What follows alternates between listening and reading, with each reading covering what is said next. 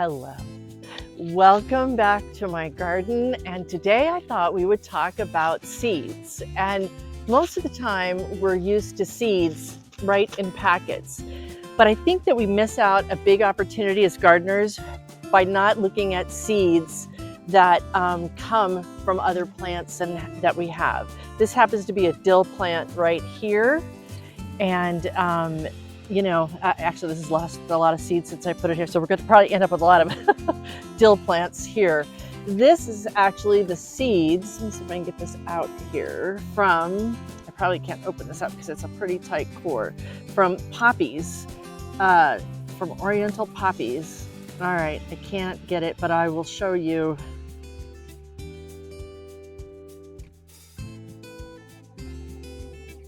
Now, it is so tight in there, I can't get it. Where other seeds, like this came from an echinacea flower, right? Here's the seeds. These are the seeds that come out of this. So every flower probably has 50 seeds to it, which you can either sprinkle around it or wherever you want. Sometimes you have to be careful with the seeds, but the important thing is that you enjoy the seeds of the flowers you already have. I mean, this is a sunflower seed.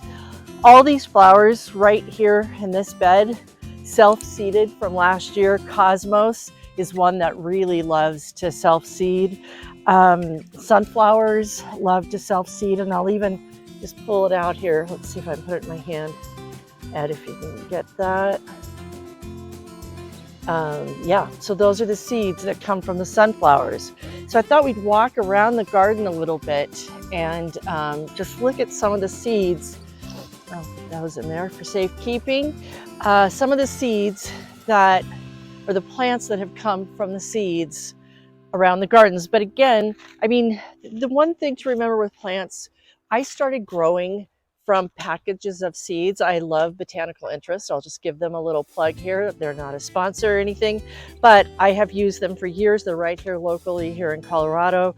And you can get a packet of seeds for what? These are $2.69 for this packet of seeds, which will give me endless supply of snapdragons, because they will self-seed, and it goes on and on and on. So seeds are our friend for sure. So let's come on over here, and I will show you just a few things that today that self-seed. Like this, I did not plan on. This is a nicotiana plant, and it self-seeded here in front of my zinnias, which I did plant from a seed packet, right? So I do my zinnias every year from a seed packet, and these have these little flowers. Let me get one off of here.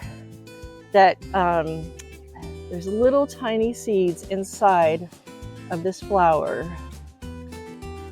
And like I like to say, is that a flower has a beginning, a middle, and an end, and then it begins again. I mean, it's just always constantly returning. So that's a nicotiana, and these are just beautiful. And these smell, smell that, Eddie. Oh. They smell so good every time I walk past here. That's why I haven't. Sometimes, and that's when you see things coming up in the garden that you don't know what they are, sometimes it's good to just check it out to see, do I want this or not? I wasn't sure what this was when it was coming up right here in this bed, but I decided to just let it come up. I can pull it anytime I want to, but it turned out to be this nicotiana, and I'm glad that I left it behind. Did you plant that, or did that just show up? No, that's what I'm saying. It's self-seeded. It just came from the air. From the air. Somewhere in the garden it came last year. Somebody dropped it. There's other things like mint, which it's not self-seeding, but its roots carry. I was really good in this bed about maintaining the mint in a pot, but after 10 years it bursted from the pot, so I now have mint in this bed. This is another one. This is St. John's wort, and I have to be really careful because I don't want this all over the bed, but look at this. Let's see if we can get this. Again, coming off the flower, all the seeds that are inside of this one little flower bud. Here's another one over here. I believe this is called dragonhead. This one right here, it looks like foxglove. I actually bought it because I thought it was foxglove, But oh no, in fact, it's belongs to the mint family. I discovered because I couldn't figure out why it was popping up. Oh, there's a bumble. Oh, and the bumbles love this. So this is one of the reasons why I keep it. And I think it's a beautiful flower, but it is very. Look how far they go up into that. That's pretty right, cool. Isn't that something? It's very self-seeding. There's a couple of them. There's another bumble over here. Yeah, they really love these. So, and it is a beautiful flower, but again, you've got to be careful because if you look inside of here, in each one, there's probably a billion seeds. So that's another one. What else do we have here? Eddie, let's go over here. These, now, and you know, there's the difference too between a perennial, which is, like I have this echinacea cornflower here. Now that's a perennial that I planted, but these Mexican sunflowers, they actually they're Mexican black-eyed Susan. They're more bushy than the regular black-eyed Susan, which let's look at this over here, which is a perennial. This is actually a perennial and comes back every year. This one has actually been really spreading, but this is the typical black-eyed Susan, and that's Mexican black-eyed Susan. So I believe. What's the difference? What's that? What's the difference? This one, if you look at this one, it's more like a bush, where that's individual flowers. Oh. Yeah, I see how it's more bushy, and I really have to cut it back because it really gets out of control. There's another one here. What are these things? It's called Nigella, and this came, I don't know where it came from.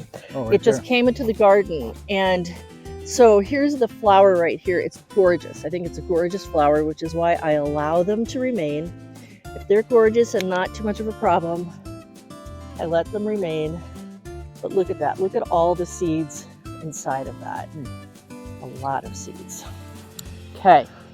So let's go. Anything else over here? No.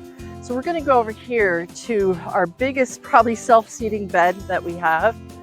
And this is our sunflower bed. And probably for the last 15 years, I want to say, this was a rock bed that's in front of my she shed here. And we just somehow sunflower seeds got in here and started to grow and grow and grow. This year, I probably pulled 30 plants at least out early in the season. And we still get all these sunflowers every year, which is the birds love it, the bees love it. Just a great friend to all of our pollinator friends. So that is what I wanted to share with you, is pay attention to the seeds in your garden that you already have. And know that if something comes up and you're not sure what it is, give it a chance to live a little bit. And then wait and see what it is. You know, look it up. See, it could be a problem to your garden, or it could be a friend to your garden and to all the little friends that live in your gardens. Especially like these two. Like these two. That's why I always like coming over, because they were starting to eat the strawberries. Yeah, they're starting to eat. They like to redirect them. So like to nibble. Was, so that's it. Hope that you like this video. If you do, be sure to click the like button, subscribe, and we will bring you more. Take good care.